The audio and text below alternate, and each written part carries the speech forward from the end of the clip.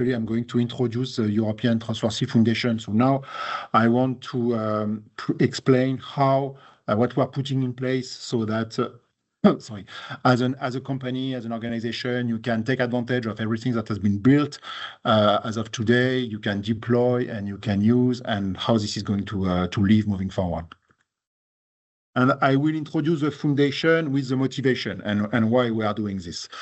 And so at the end of Confiance, so Confiance.ai is a research project. Actually, it lasted 4 years between 2021 and 2024.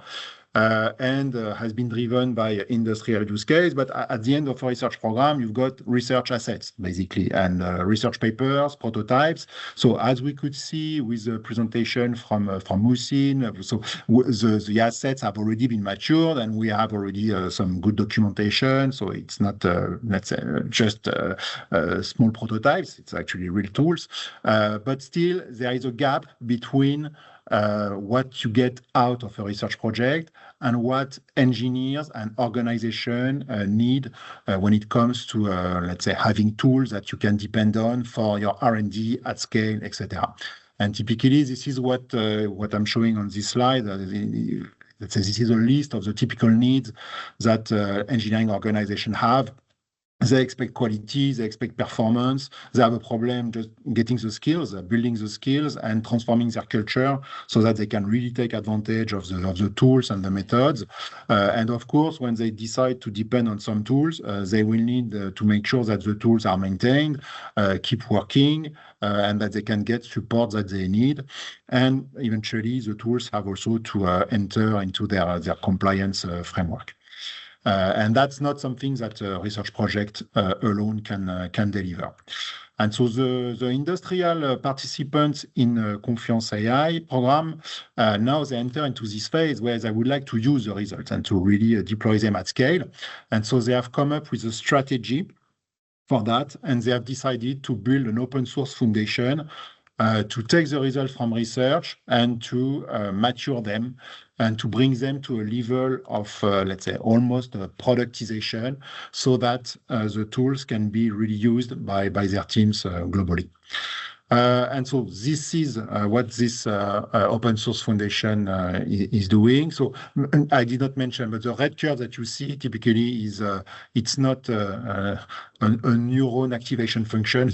So it is more the technology deployment cycle and typical technology deployment cycle. So the open source foundation that here you see is taking the asset from research and bringing it to a level that is, let's say, closer to what the engineering organization needs. It will do the quality assurance or the testing, stuff like that. It will solve all the intellectual property stakes. It will handle distribution of the assets. It will provide maintenance and support services. And also it provides a framework so that all the industrial members who need the assets can share the cost of maintenance and the cost of support for all the tools and the methodology. But as you can see, the open source foundation alone is not moving entirely up to the let's say, the curve, and that means that in the case of many engineering organizations, they have some platform teams internally who are capable of taking open source components, integrating them into large, let's say, development environment, development platforms, and then roll out to the different business units, etc. So some of the industrials, they are able to work directly with these open source components, integrate them. But for some other organizations, this is not enough. And they prefer to rely on vendors and to use the services of vendors who can provide a turnkey end-to-end solution. And so this is why, on top of the open source foundation, we also have an ecosystem of industrialization partners who can do the next mile and who can provide the next level of support that industry is going to need. So that can be education services, that can be a deployment and operation support, that can be compliance, certification, integration of the methodology with risk management process of the company, and we can have also end-to-end software as a service solution for the AI governance and application of the methodology. So, why open source? So, I mentioned that we are building this open source foundation. The main rationale, the main motivation is really to create a strong ecosystem around the methodology that Confiance.ai has created and the portfolio of tools, and to keep developing that ecosystem moving forward. So it becomes the reference methodology for trustworthy AI. And open source as an approach has proven its merit and its capability for broad dissemination and usage of the results. So we have some very famous open source that are used, let's say, very broadly, and like Linux, Kubernetes, etc. It's also a proven model for worldwide collaboration and integration of contributions coming from multiple parties into consistent assets and competitive assets. So this is exactly what we want to do moving forward with this methodology. So it's going to keep evolving. So this is also what Carla mentioned. The methodology will evolve because there are new AI challenges. There will be new trustworthy methods. So all this will evolve, and we want to be able to integrate into the open source portfolio new contribution that will come from a worldwide, let's say, ecosystem. Open source also has the merit of transparency. That means that everything is available. You can look at the source code, you understand what's in there. And of course, this is an important attribute for trust, because if you want to use some tools, now you can look exactly what's in the tool, you can audit them, etc. Open source is also providing agency. So if as an industrial player, I depend on tool, I want to have some control. And so with open source, I'm able to get the fix that I need or to evolve the tool. And also this protects me from lock-in. If at some point I'm no longer in line or happy with what the maintainer of the tool is doing, I can fork it. I can find other way to ensure the future of this tool in the way that suits my needs.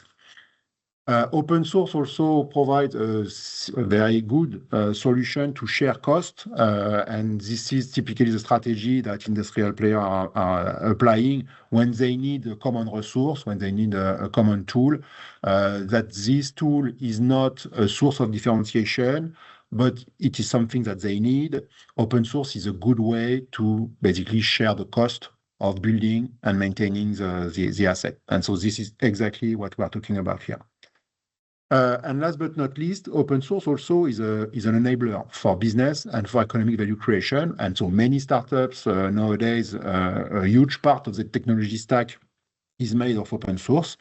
And we see that we can have some startups that create their business on top of the open source portfolio that we have. And we will have a good example of that later on with Safe.ai. So that said, now I'm moving to the foundation that we are building. So the idea is that we are going to create a non-profit organization. It will be called European Trustworthy AI Foundation because it really has an international foundation with, let's say, European roots, but with a global ambition. Non-profit organization with a mission really geared towards the industry. So it's about empowering the industry with state-of-the-art open source methodology and tools for the engineering of AI-based systems, such that they can be trusted and they comply with regulation. That's the mission of the foundation. And as you can see, it's really geared toward serving the needs of industry. So on this chart, I'm showing the ecosystems that we have around the foundation. So of course there are the industrial players, so the developer of industrial systems. We have the players of the actor of global research who are going to keep enhancing the methodology with new methods, new tools. So basically the industrial players, they bring the use case. The global research is disrupting with new technology, new AI methods, etc. And so everybody wants to use them. So the latest examples are large language models, large action models, agents, etc. So this is creating new value potential. Industrial want to use them, but this is, on the other hand, creating a new trustworthiness challenge, which demands some more research, and eventually this will lead to the creation of new or evolved trustworthy AI methodologies.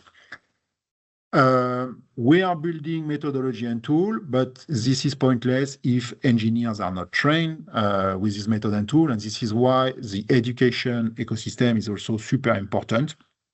So we need to make sure that there are some training curriculum so that engineers learn about the methodology and know how to apply it.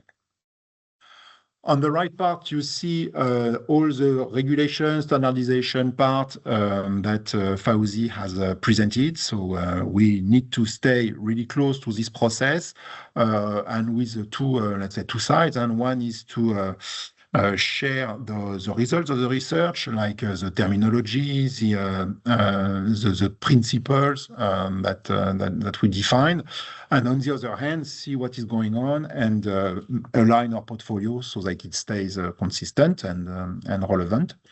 And we are also working with players on the certification side and make sure that the tools that we are providing can also be good resource for certification.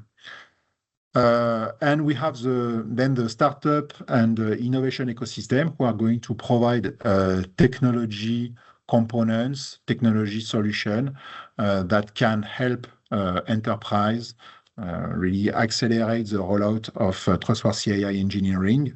And they are part of our ecosystem, and sometimes they also contribute to the open source portfolio directly. So I'm presenting now the value proposition of the foundation to the members. So it's articulated with 4 pillars. So the first one is really about ecosystem development, ecosystem animation. This is typically what we are doing right now. We are having events. So the Digital Factory Day is an event that is happening every year where we present the portfolio, we present the ecosystem. It's really geared towards deployment, application of the method. It's about empowering the teams in enterprise and industry to use the method and use the tools. We have a second event every year that is called the Confiance.ai Day. And this one is really an ecosystem gathering event where we are examining, looking at, let's say, what has been achieved in the previous year, what is the state of the method, the state of the portfolio, and also looking at what is, let's say, taking place around. So what are the next research challenge? What are the next standardization objectives? And we build together the roadmap of the foundation and how we are going to evolve the portfolio moving forward. In addition, we also have monthly meetups for the ecosystem, so scientific seminars, and also monthly meetup for members where they share information about what is going on in the community. I'm moving to the second pillar of the value proposition. This is really open source portfolio management. So this is where we do the maintenance of the portfolio with really a clear orientation geared towards the needs of our industrial members. So basically, they need to have some fix. They need to have some functional evolution of the tools or the method. So this is what we put let's say the resource on to deliver new release of our products. The third pillar is support. The user of the methodology will usually, when they start to apply the method, probably at some point they need some help, either with the installation of the tool or with some, let's say, actual usage. And so we have a team that is dedicated to answering the question that they have. And the fourth pillar is about cooperation with the standardization bodies and standardization process in the two directions that I explained earlier. So one is really a push, so making sure that what we have is being communicated to the standard so it can be used to, and hopefully we can shape standard in a way that is consistent with the scientific work that is being done by the community. And on the other hand, staying close to the standardization process to make sure that what we have is it stays relevant. I'm moving to the next slide. That is, let's say, showing the membership model that we have been designing for the foundation. So we are thinking of 3 different tiers corresponding to the different needs and expectation of ecosystem participants. So the first one we call engage. So it's really about, let's say, joining the ecosystem, participating in the event, having the possibility to communicate together with the foundation on social media, etc. And it's also access to all the assets, so the website, the body of knowledge, the catalog that Jan presented. So this gives you a channel to discover and access all the resources of the foundation. The second level is called use. So this is really meant for industrial who really start applying the methodology, start using the tools, and as soon as they do that, they need some support. So we provide that. And also they are interested in exchanging experience with other fellow industrial users. So they can participate in an industrial forum where they can share best practice, tips, etc. And this is also opening the door to the working groups of the foundation where we are building and preparing the future. The third pillar is the third membership tier is, we call it a lead. And this is really for industrial players who not only are users, but also are investing in the foundation, investing in its future, are willing to shape it and to steer it. So for these members, first, they provide more resources for the foundation to do all the maturation process. And the steering of this maturation process, this is what we called a change control board on this chart. So it's about deciding exactly what will be the features that we deliver in the next version, etc.